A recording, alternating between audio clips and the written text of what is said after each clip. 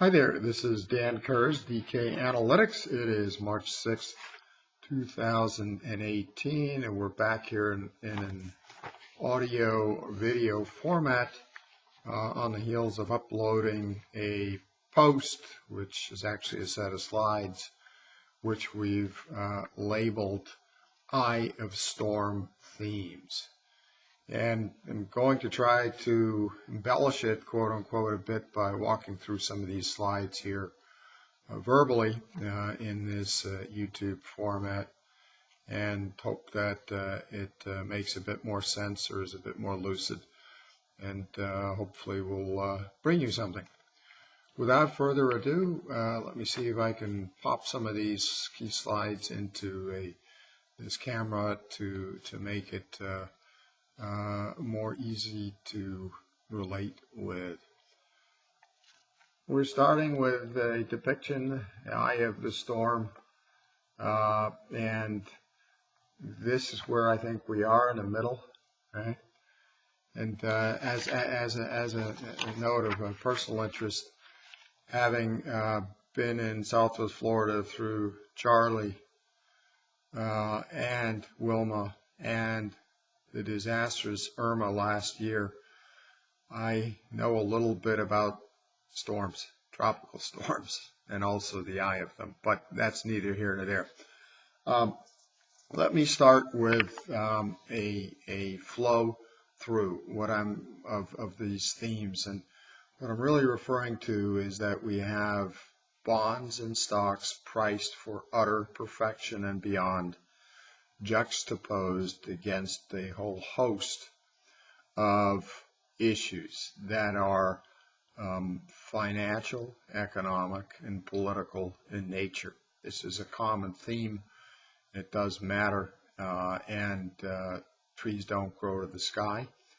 And I'm going to take a look at some of these themes that will hopefully tell the story of just how precarious these asset bubbles are, and what drives returns, and the tremendous opportunity that people have that have been able to stay in bonds and stocks to get out of Dodge while these asset bubbles are here before they pop. And then that could be tomorrow, it could be in a month, it could be in a year, it could be in two, but when it goes, it's really going to go. And that's one of the things I'd like to address here. Get out of Dodge with all your wealth intact is, I guess, the best way of putting it. But when we look at themes, I'm going to go through what allows for or makes or facilitates outsized, above average returns from stocks. I'm going to do a quick look at what a realistic net present value of Standard & Poor's 500 earnings per share would look like, not the one we currently have. Again, it's a bubble. I'm going to go through the fact that stocks and bonds, or bonds and stocks, travel together. And when they go up, they both go up. When they go down, they both go down. That's something that not a lot of people realize, but strategically speaking, that's extremely valid and also important, especially if you are convinced, as I am, as we are, that bonds are likely to fall, and I'll get to that. That is, yields rise, and that's going to also punish the value, the net present value of stocks. And I'm looking at the S&P 500 as a reference point when I state that, but it applies to all stocks. I'm also wanting to go or take a quick look at the ROI, and you can guess this dovetails with the other things I just mentioned, specifically return on investment. Strategically stated, depends very, very much on how much you pay for earnings, what the PE, what the acquisition PE was. And you can guess that today's PEs are not exactly a great springboard, if you will, for outsized future returns. I'm I'm going to touch reversion beyond the mean, from valuation boom to valuation bust. That's what's next. Whether it's tomorrow, a month, a year, I know it's coming, and that's the point. And then what could comprise valuation reset triggers? What will cause bonds and stocks priced for perfection that are juxtaposed against plentiful financial, economic, and political storms to pop? Again, we appear to be in the eye of the storm, and that can give one a false sense of confidence. The central bank puts won't always work, said differently. Let's walk through some of these pages and start with the long-term nominal equity returns. And again, this is post 30.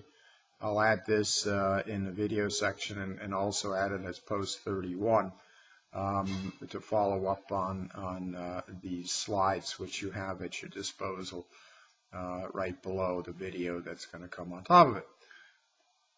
Let's look at nominal returns, but before I try to do my best to hold up this slide, let me state this. Over time,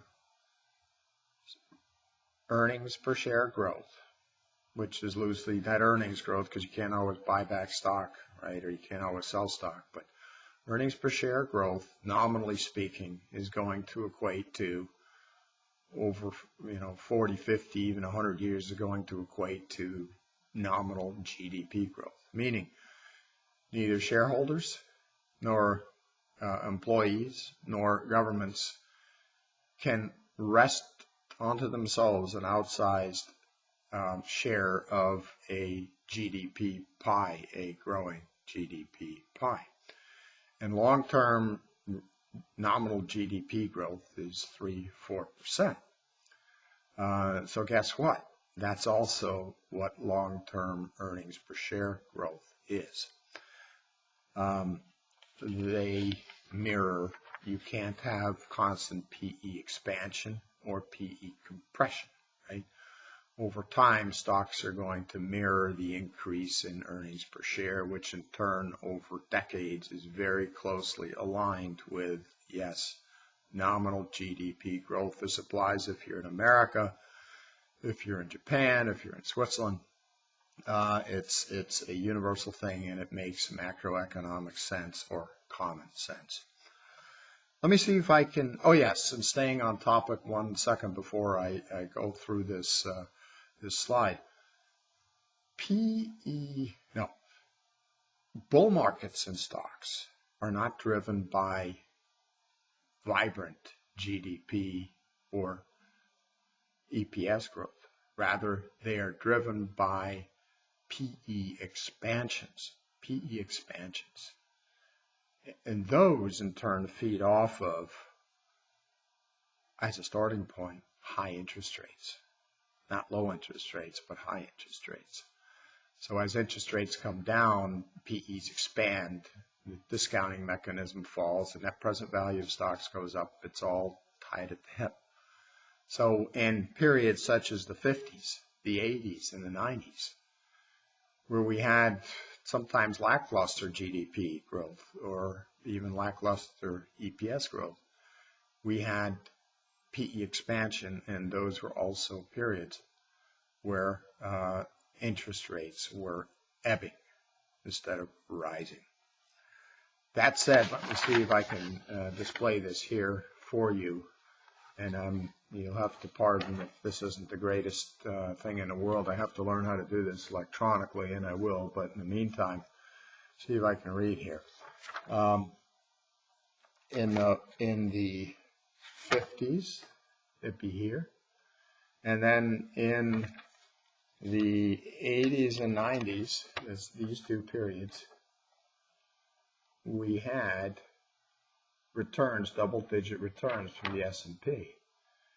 But during those same periods, the 50s, the 80s, and the 90s, we did not have outsized S&P 500 growth right there in the 50s. Right, 5.4%, GDP 6.3. Again, these two equate.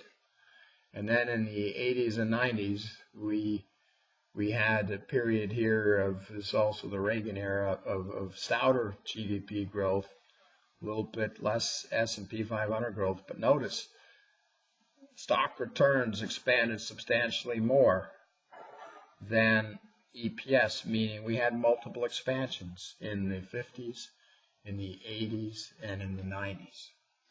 That's the point. And in the 00 years, we had PE compression. We had EPS, Standard & Poor's 500 nominal EPS, grow at almost 5%, yet stocks advanced by only 1.4. This is per annum figures, right? And the reason was we took some of the fever out of the high PEs. And when you have PE compressions, you have bear markets. When you have PE expansions, which again are based off of high interest rates coming down, that's when you have bull markets, right? And currently in the teens, we are in PE expansion mode, or PEs are very high, meaning we can't go much lower in terms of interest rates. We're going to have a backup of interest rates, and that in turn, because bonds and stocks travel together, as I'll show you, suggests that stocks will come under pressure pretty much regardless of what earnings per share do, unless, for the whole period we enter a prolonged recession. And given our toxic public policy stew and our debt and all this other insanity and the move away from sound money, that could happen, but that's not the point of our discussion here. Let us turn from how long-term nominal equity returns are generated. That is outsized, are generated through PE expansions and poor returns by PE compressions, and they are both related to where interest rates were. We're starting with interest rates low, so we ought to have a PE compression going forward, which doesn't bode well for returns. What about looking at this from an EPS level, from a discounting perspective? As you know, stocks are, in essence, discounting mechanisms. They, said differently, market participants make estimates concerning what earnings per share are going to be of individual companies. Again, we're looking at this at the stock market, the S&P 500 level, the EPS of the S&P 500. And, we're going to go through this, and we're going to throw in some more conservative discount rate assumptions. Meaning, we want, as shareholders, if we move away from the bubbles that central bankers have blown, courtesy of artificially pushing down interest rates, long bond interest rates, 10-year treasury as the benchmark for almost everything. And that's true around the world, right? All government bond yields, whether it's the ECB, the SNB, Bank of Japan, the Fed, they've all reduced interest rates to a pathetic level. And this in turn also reduces the discount rate by which you value earnings. And then you obviously have flight into stocks as well, as there are no yields out there. Or in the extreme case, recently there's even been still $7 trillion worth of bonds with negative interest rates, which is Frankenstein finance. All right, but where am I going with this? If you take a look at the S&P 500 and you throw some discount rates in there. And what is a discount rate? It's a 10-year treasury. We use 30-year because actually that's the better one, because blue chip stocks are the ultimate long duration asset, right? The longest life expectancy.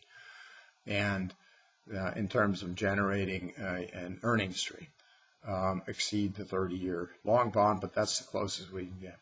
If we take a 30-year long bond, and that's trading at something over 3%. And we add on to that a premium. A premium for what? Well, for, let's say, default risk. Or let's say that the shareholders get paid less. As far as default risk is concerned, if we have a government bond, typically the government can print the money to make the bondholder good. But obviously companies can't, and shareholders are last in line. That is, creditors get paid first, employees get paid first. So you need to have a premium over and above what a 30-year treasury yields if you're going to have any sane net present value estimates or pricing of Standard & Poor's earnings down the road, the net present value. If we throw some interest rates in there that get back to a sensible way to look at the value of earnings power, GAAP earnings power of Standard & Poor's 500, we get some very different valuations, not 2,320 or the level the other day, the S&P 500, but we come in with levels that are between 40 and 60% lower, specifically between 38 and 57% lower.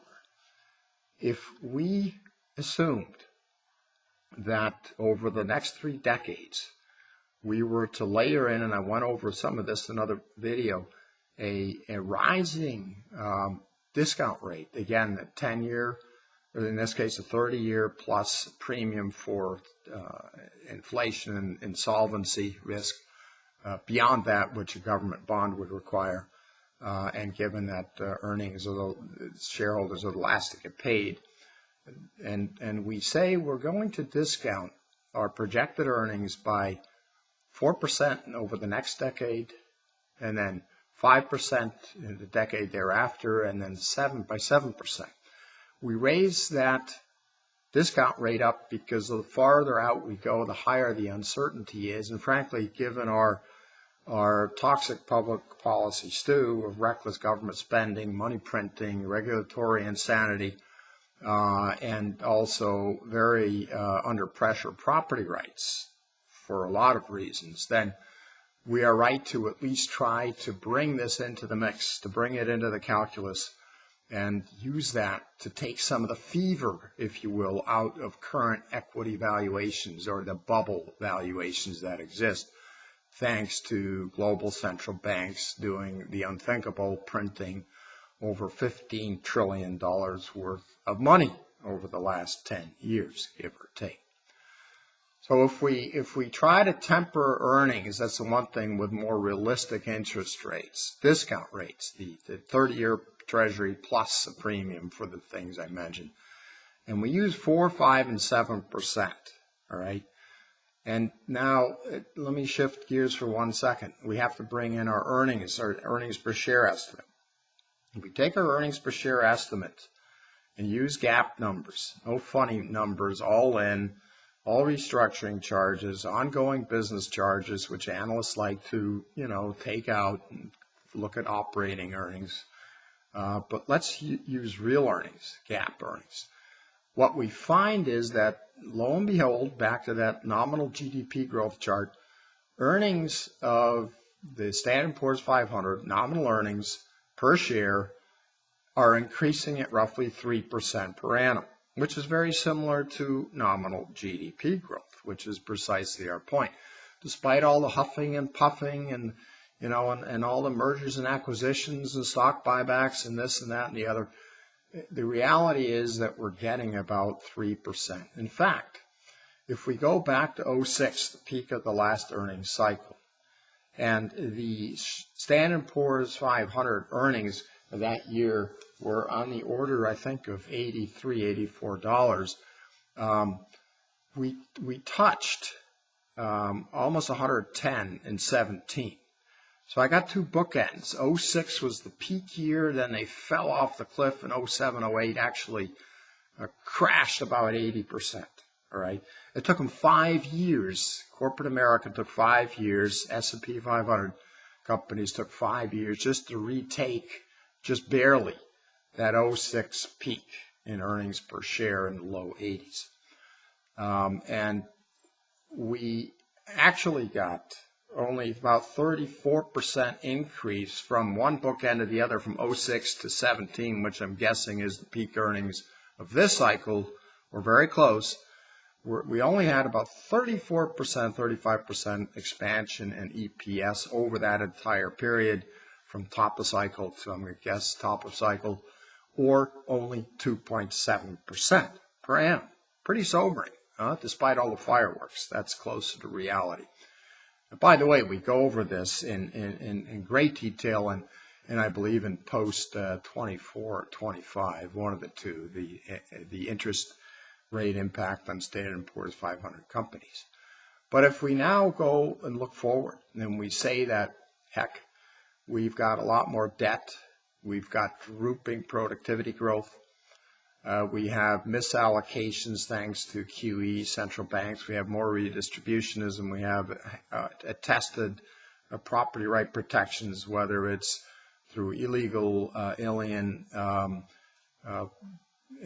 aliens taking taxpayer property, whether it's through the money printing, whatever. We've got property rights, or also the fake green initiatives, the CO2 rubbish. People's property is less secure. So we have a whole lot of friction, sand in the growth gears, starting with debt and going down from there. My point is we could probably have, or we likely have, especially also with all that cocktail producing lower productivity growth, the true elixir, the wealth of nations enabler. With that grouping, we could well have substantially lower EPS and also obviously nominal GDP growth, and we're already seeing that. But I don't want to get, I don't want to reach too much here. Let's just drop the growth in this from the 2.7% from 06, the one high-end bookend, to 17, probably the next earnings peak, from 2.7 to about 2.6, and then to 2.4% over the next decade, and then gradually tapering down to 2% in the third decade out. Again, these are blue chips. They have long earnings life expectancies. If we take that between 2.6 and 2% EPS growth over the next 30 years, all right, and we have earnings taking a big fall next year, because we have a almost record long, very artificial, very weak recovery without much organic growth going on at these companies, with a lot of debt out of their balance sheets. Why then we could in fact have even less robust earnings per share growth. But let's say we go from 2.7 to 2.6 and then down to 2 over the ensuing 3 decades. And then we apply then we apply discount rates of 4, 5, and 7%. All right. We take the 17 earnings residual, the EPS residual of almost $110, and we grow it at those rates over the next 3 decades, pierced by recessions once per decade of similar magnitude as we've had historically. Why, then we end up with the Standard & Poor's 500 using 4, 5, and 7% discount rates of 1676. Not 2721. That points to a 38% reduction in value, or exposure risk, value at risk. Right? If we step it up, because we're even more concerned about our trajectory, our toxic public policy stew, all these things I mentioned, and we go and we need more risk compensation. Right? Whether it's inflation, whether it's insolvency, whether it's lacking productivity, whether, the whole thing becomes even more difficult, including possibly not having enough dense energy to get leveraged economic output in the first place, a real and growing risk. Let's go from 4, 5, 7% discount rates over the first, the second, and third decade to 6, 7, and 9%. Assume the same EPS growth of 2.6, 2.4, 2% over the next 3 decades. With those higher 6, 7, and 9% discount rates over the ensuing 3 decades, the value of the S&P isn't 2721, which it was just the other day, but it falls all the way to 1,163, or fully 57% lower. If we took even higher discount rates, and these would be below what was required during Paul Volcker's tough love, when the United States had only 33% government debt to GDP, all right, just for flavor.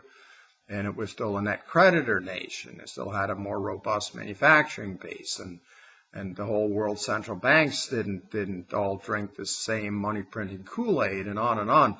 But if we used even steeper discount rates, again on the back of also rising 30-year bond yields that bond vigilantes are going to require as we continue down our path of fiat currency destruction and everything it brings with it, then the Standard & Poor's 500 net present value wouldn't be 1676 or 1163, but it would be 858, which would be nearly 70% below our current value of 2721. Now, let me get to what's the takeaway here. The takeaway is that our returns come from PE expansions. We have high PEs. We need higher discount rates. If we dial those into net present value calculations that hopefully have some solidity and some thought to them, then we have an S&P 500. By extension, most stocks come under substantial valuation pressure. And that as a takeoff point, if we now say the next fact that people don't realize is that bonds and stocks travel together. What do I mean? What I mean to say is that bond yields and stock earnings yields travel together. What's an earnings yield? It's a PE flipped. If you have a PE of 10, you have an earnings yield of 10%. Right? If you have a PE of 5, you have an earnings yield of 20. 1 divided by 5. So when bond yields come up, bonds come under pressure. When earnings yields come up, PEs come under pressure, or stock valuations come under pressure. Take a look at this, and again, we have it in the slides. This is over about a 60, 70-year period, and in fact, what you see is they travel together, right? What this shows is when these go up, like here, we've got a lot of pressure on both stock and bond prices, and high earnings yields, low PEs, high bond yields, low bond prices. That is when bull markets in bonds and stocks can start, not when they're on a floor like here. And by the way, this dichotomy here between the earnings yield being higher, you see this blue line? It's above the bond yield. This is because the author here has taken operating earnings instead of GAAP earnings. If he took GAAP earnings, this earnings yield would be much closer to the bond yield. So we have to try to, compare apples to apples is my point. We have to stay honest, and that's GAAP. So this would be much further down. It'd be something like 3.9%, and these two travel together.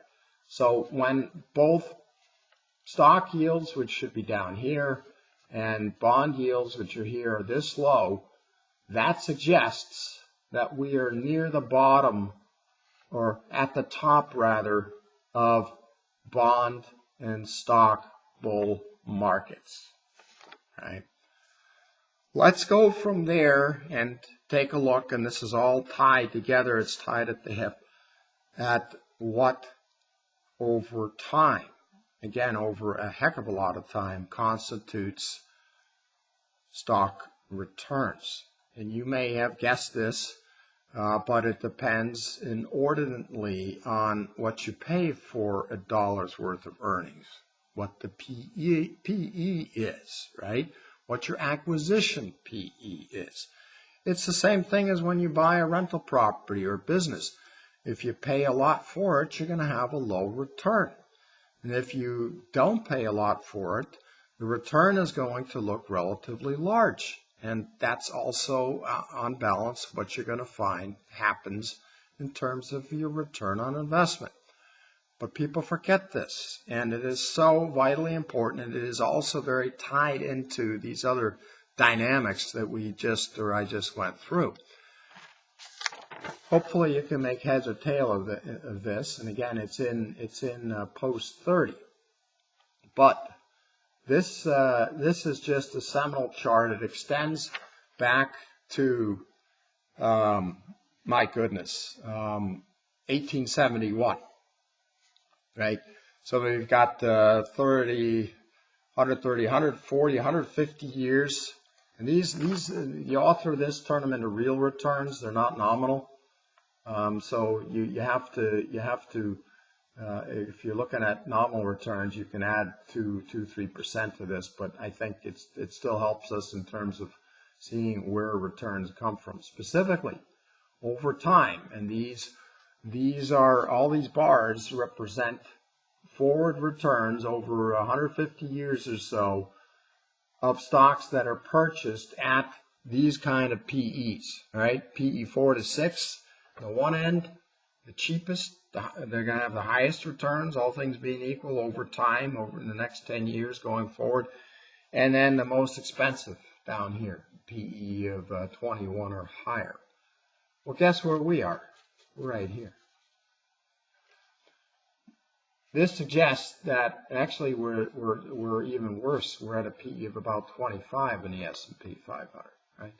So our returns are, this is the midline here, the returns of people that purchased over 140, 150 years, the S&P stocks with this kind of valuation. They didn't earn anything, right? Or they could also have lost money. But we're not just at 21, we're at 25.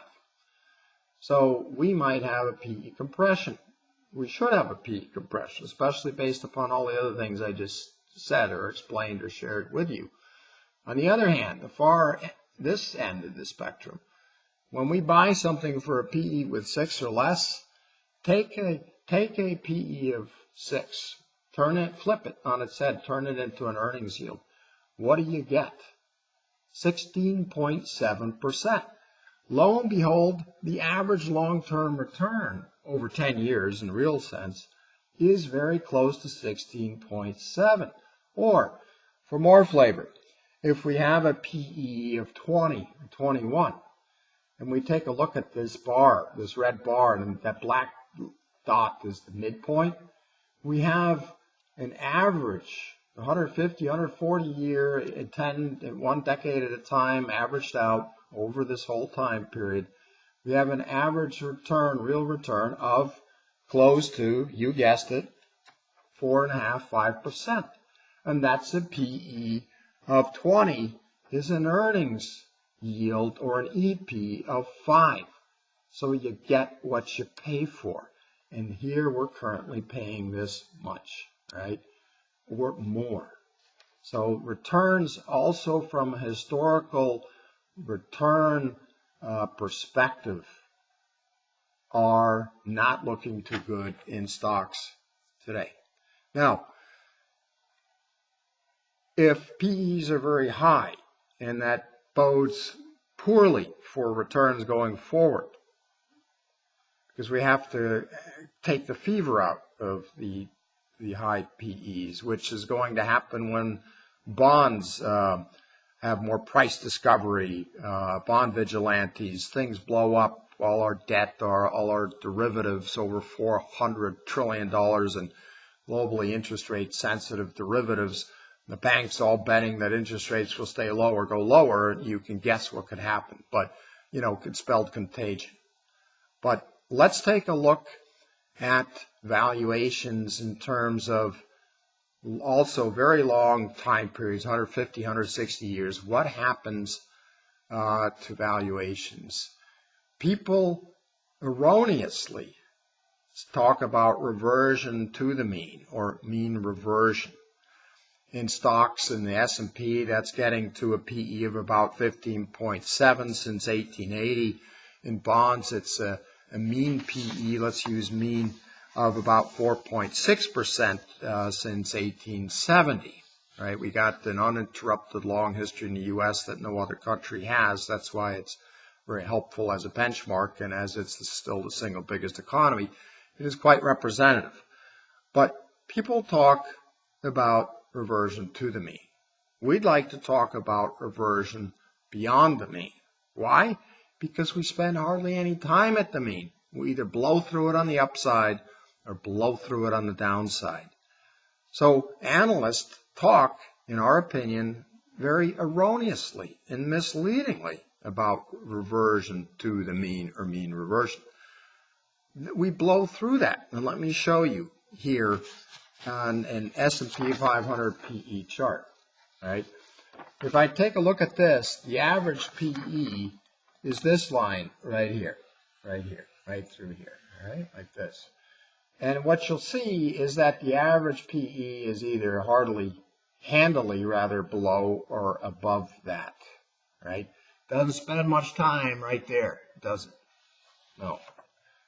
And here we have these huge outliers, and we're way up here, and what we're likely to face here is, you guessed it, a thump in terms of reversion, not to the mean, but we'll travel through it on our way south, Same thing is true for bonds, the 10-year Treasury, right? You take a 10-year Treasury, I hope this is visible. I welcome critique. I have to get better at this, but I already told you that, so I'll stop boring you to death. Let's take a look at, again, reversion beyond the mean. We spend hardly any time there, even in bonds. And analysts tout reversion to the mean dangerously, erroneously. We don't go to the mean. We go below it substantially and above it substantially. That is the history of Mr. Market. He's a manic depressive. He has bipolar behavior. Since 1870, the 10-year Treasury, right? We use the 30-year because more suitable for discounting back blue chip valuations to the present, adding a premium to the 30-year. What we see here is the following. Note that this here is a 37-year bull market in bonds. This is shown by yields coming down. So when the yields come down, the bond price goes up. This is an offset to a 37-year bear market in bonds.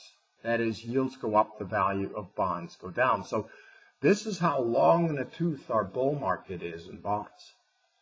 Even if everything was rosy and we didn't have all these debt issues, productivity issues, solvency risks, interest rate derivative risk, falling productivity risk, and God knows what else, and I mentioned it before, but we also have a growing risk of not having enough dense energy at an affordable price, driven by fossil fuels, especially oil and natural gas, upon which our entire leveraged output depends, upon which the earnings power of these companies depends, and also their ability to pay creditors. All right. Good, we're looking at the government here, but corporates are priced off of the 10-year Treasury. So it comes down to pretty much the same thing, and then the government can print the money and do currency debasement, and companies will have a tougher time, so the spread should widen over time. What we also show here on this chart is what happens if we go, let's say we buy a bond for 3%. The current yield that the market requires is 3%. It's issued at 3%. That's about where we are today, right? Backed up, the yields backed up from 1.4 in July of 2016 to 2.9. So it's more than double, all right? But if we now go higher, which I think is a foregone conclusion for all the reasons I've stated, and we go, let's just say we go from 3 to 4.9%, which we did here in the late 50s, and in a hurry too, in a hurry. If we went from 3 to 5% again today, and we bought the Treasury at 3% today, but the market demanded a 5% yield in a year or a year and a half, then that bond would suffer 15% loss in value. If we went from 3% all the way to 7, all right, or to 8 rather, then that bond's value would be down by 34%, meaning people would be locked in and they couldn't avail themselves of the new higher interest rates that the market demands, the yield at 8%, or they'd have to take a huge loss, right, a 34% loss. This is huge, and what we want to stress here is that we're likely at the beginning of a reversion beyond the mean to the upside, spiked by all our toxic public policy issues, our financial, our economic, and our political problems, which have grown larger, haven't gotten any smaller. So this too suggests, again, another nail in the coffin of not only bond valuations or people being trapped in bonds, but also stock net present value, or the market value of stocks. When this thing takes off, you can guess where stocks are going to go. And as we displayed before, I think it's clear that bonds and stocks travel together, right? As the earnings yield goes up, the value of stocks goes down. As the bond yields go up, the value of bonds heads south and out, right? Remember in Paul Volcker Tough Love in 1981, where we had a 15% plus 10 and 30-year bond, right? And for us to suggest that we go from 3 to 8% amidst the much worse fiscal and political and economic productivity landscape is not stretching things. So what, if anything, are the valuation reset triggers? In other words, bonds and stocks priced for perfection, beyond perfection, because they're not price discovery based. They're based upon the imaginations of central banks in terms of artificially low interest rates and this massive, unmatched, unheralded, historically without precedent money printing that they have used to drive up the prices of bonds and, by extension, stocks. If we look at what could be a revaluation or a valuation reset trigger, and we juxtapose the bubble in bonds and stocks against financial, economic, and political storm that we're in. Again, I think we're sitting right here in the eye of this storm. Everything is going to go nuts all around us in valuation-wise. And it's like here in Bonita Springs, and on September 10th, we were waiting for Irma to come, and we were in the eye for a while, and then it came. And then it came. And we sat here for 12 hours, my daughter and I, and it blew from the north like nobody's business. In the last 2 hours, we thought the whole house was going to blow away. That's the kind of valuation storm I think we're going to see in bonds and stocks and, by extension, real estate. What could trigger this? Well, a lot of things, right? There's so many black swans you can choose and pick. But let me just, as a concluding remark, point to 3 broad arenas in which something could prick these bubbles, these bond bubbles, these stock bubbles. And they're global. Mind you, they're global. The U.S. has been in the lead, but they're definitely global. The U.S. is in the lead in the stock arena, and arguably Europe and Japan have the biggest bond bubbles. Just look at where their yields are. But the whole thing is tethered together. It's a global game, right? Financial potential reset trigger.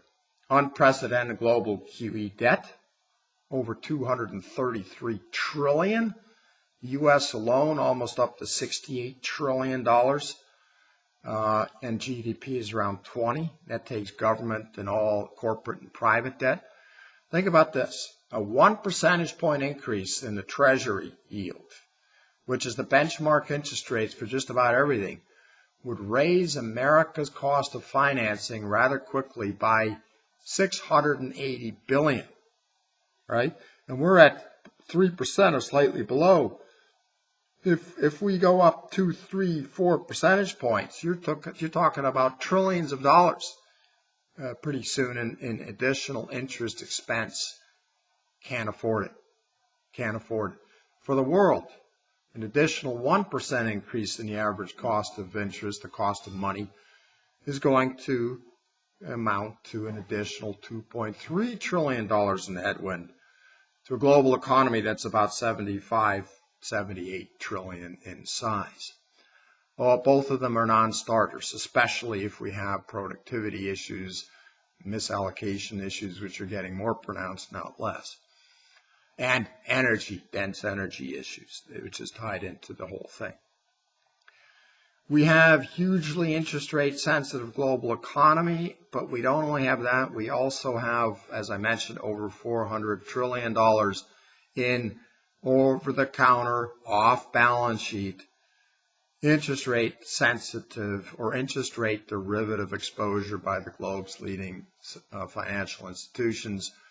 It's spelled potential contagion risk, counterparties don't trust each other, and then you're off to the races, and then central banks are going to do only one thing, print until their ears fall off. But huge risk, and that could be a repeat of '08 on steroids and what caused the financial calamity back then. We have a U.S. expanding trade deficit, right, of $600 billion, give or take, budget deficit that's going to eclipse $1 trillion. I'm still in financials. And we have a Fed that says it wants to do QT, quantitative tightening, or shrink its balance sheet by up to $600 billion. Where am I going with this? Just in the USA alone, there could be over $2 trillion worth of bonds thrown onto the market or financing required. And that's without the rest of the world trying to reduce dollar exposure. There's about $16 trillion worth of exposure around the world outside of the U.S. dollars floating around, I should say. What interest rate is all that dollar debt going to be financeable? Not likely to be 3.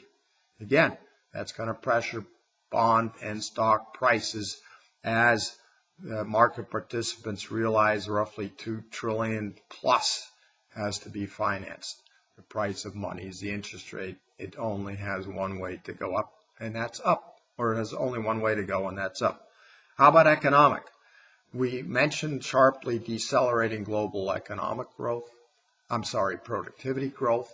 And if that continues to head south, you have very constrained real GDP growth perspectives. We have the fabled or money printing enabled misallocations and cronyism, which only worsen things. We have lacking organic growth by U.S. corporations.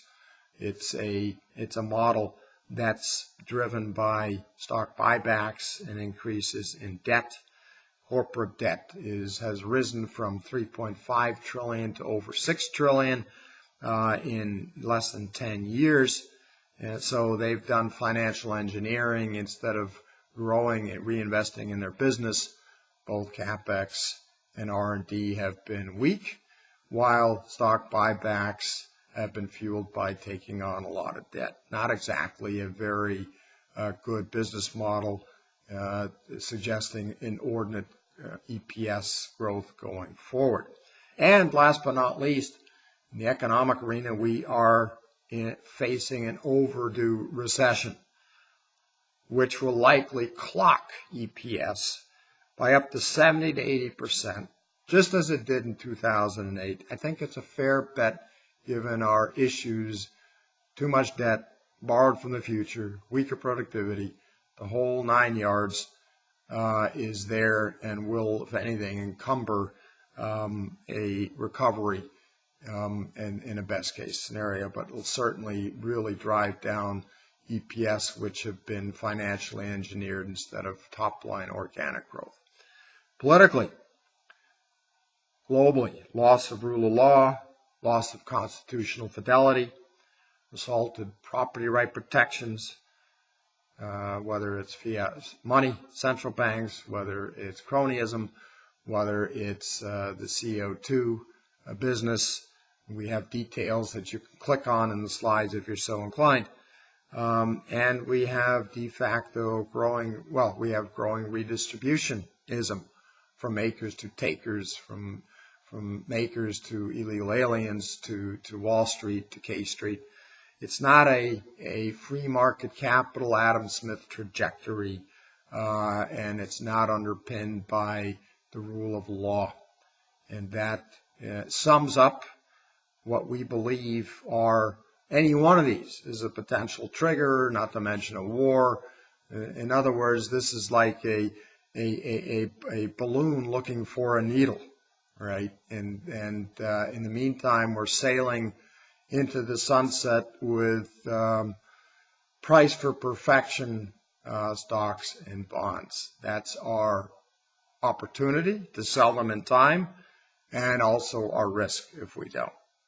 Hope you found this of interest. Bye-bye.